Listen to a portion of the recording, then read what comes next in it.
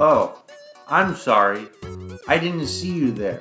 I sold my soul to afford this gold Mario amiibo just to play Amiibo Tap, Nintendo's greatest bits. In the early 2010s, Toys to Life were a big thing.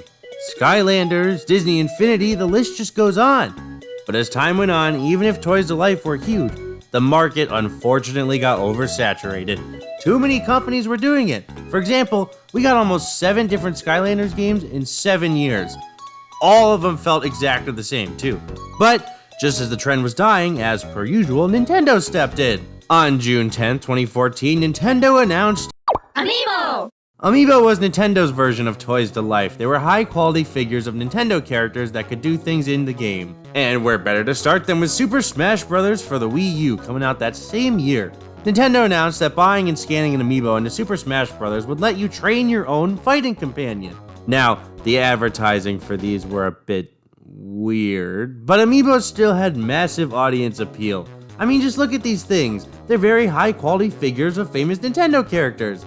Now, as for stuff that they do in-game, but Amiibos were selling out like crazy. Some becoming extremely rare, and some becoming way too overpriced, and some just not coming in enough shipments. Now, I have my own Amiibo collection, and I don't really collect Amiibos. I only get the ones that I want, like the Mario Odyssey ones, Toad, stuff like that. But I can remember very clearly the day they came out. I ran to our local Walmart and picked up a Mario Amiibo. I will never forget the moment of tapping it to a gamepad. Anyway, at this point, Toys to Life was dying out. It wasn't so cool anymore because the market was oversaturated. The main appeal about Amiibo, though, was high-quality figures of Nintendo characters. But even if Toys to Life was dying out, that didn't stop Nintendo. To this day, Amiibo are still coming out. But I think the only Amiibo I'll ever buy from here on out is Steve. Because it's Steve from Minecraft. It's just funny. Forget the Amiibo for a second. Let's talk Mini Mario. Mini Marios are little wind-up toys that originated from an old Game Boy Advance game, Mario vs. Donkey Kong. In Mario vs. Donkey Kong, Mario said, "Forget the princess and went into the toy business." But just like Amiibos, the toys went out of stock almost immediately. When Donkey Kong went to get his hands on one, unfortunately, he couldn't find any. So he took them all from Mario's factory and ran off. In that game, it was your goal as Mario to save the Mini Marios. But this game spawned its own series where you have to control the Mini Marios and make sure they get to the goal safely. This was the Mini Marios series, more commonly known as the Mario vs. Donkey Kong series, but over time eventually turned into the Mario and Donkey Kong series. Character development. Until Mario and Donkey Kong themselves were just taken out of the picture, which gets us to Mini Mario and Friends Amiibo Challenge. Now, to play this game, you have to have an Amiibo. But this wasn't the first game that was like this. A year before, in 2015, Nintendo released Amiibo Tap, Nintendo's greatest bits. Amiibo Tap was a free eShop download that would let you play certain scenarios on limited time from NES to Super NES titles. All you had to do was scan an Amiibo and it would unlock a new sneak peek of what a classic NES game had to offer. Was it great? No. Was it good? No. Was it okay? Yeah. But to be fair, it was a free download, so I guess at least you were getting something out of this, but let's be honest. I can't imagine anyone goes to the store to pick up an Amiibo and goes, "I cannot wait to get home to play Amiibo Tap, Nintendo's greatest bits with my new Amiibo." To sum it up, maybe you can get like 10 minutes out of Amiibo Tap, and that's being generous. There's just better ways to play these classic titles out there, but to be fair, I guess it does give you something to do with your Amiibos between games.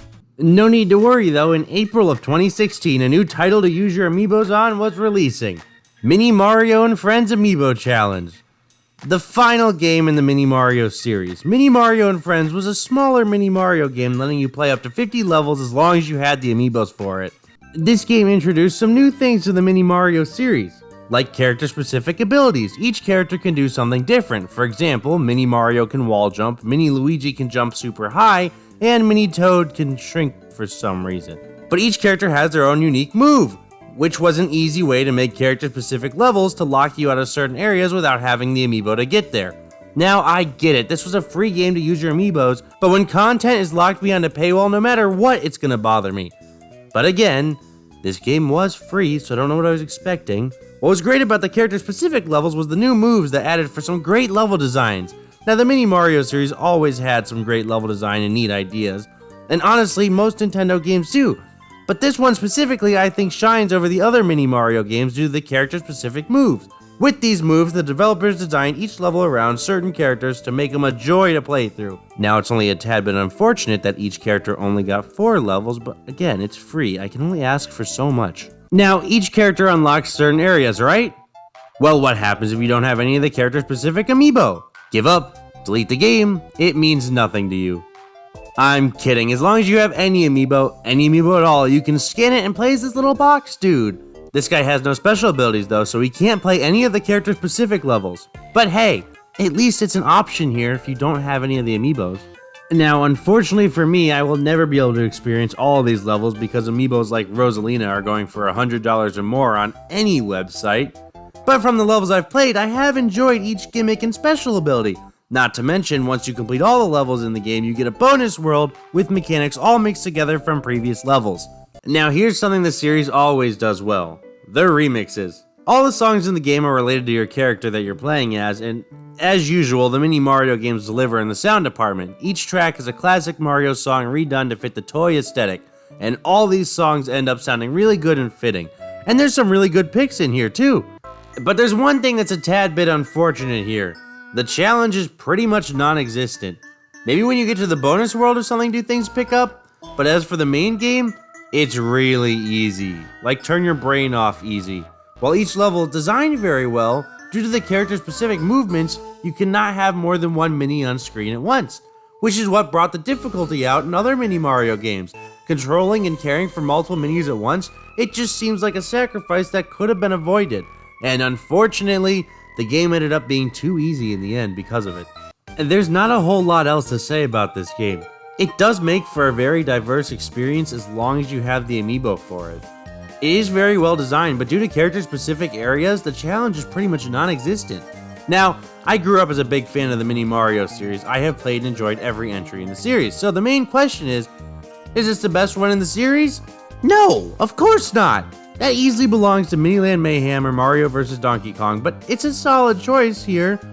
But unfortunately, this was the last of the Mini Mario series. We haven't had another entry since, and I don't think we're gonna see any of these games for a good while, if not ever. Which is unfortunate because I was a huge fan of these games, but Mini Mario and Friends Amiibo Challenge isn't the best in the series, far from it, but it's still a good time if you have some Amiibo sitting around, but be careful. The eShop is closing on the 3DS and Wii U, so get it while you can, it's free. But most importantly, don't forget about Amiibo Tap.